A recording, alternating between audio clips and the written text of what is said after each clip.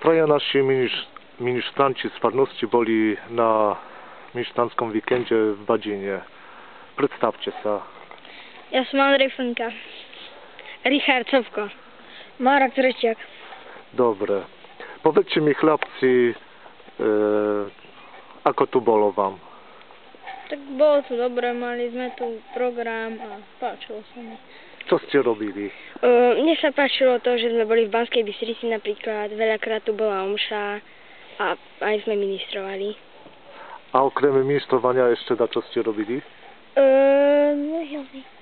Aj... Čo ste robili? No, boli sme... Pozerali sme film. Pozerali sme film. Aký film? Narniu. Hej, a zábavy, aké ste mali? Zábavy, že sme boli na izbe, večer bola zábava, teda na izbe a riadna.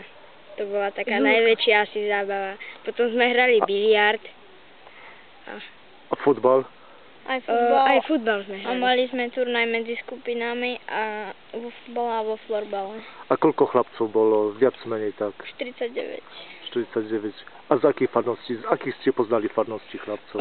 My sme boli zo Sásy, v Prievidze boli, z Partizánskeho boli, tu z Banskej Bystrice. Bratislava, no? Ale... Áno. Potom jeden bol ešte tam. boli... A kto sa o vás tu staral? Tí animátori. Viac menej tak. A to boli seminaristi, áno? Áno, to boli tak. Vytvorili sa také priateľstvo? No? No, poznáte nejakých iných ministrov? Zozvolená. No. A povedzte mi, prídete ešte tu niekedy? Či už... Áno. Ukážte, ako sa vám páčilo.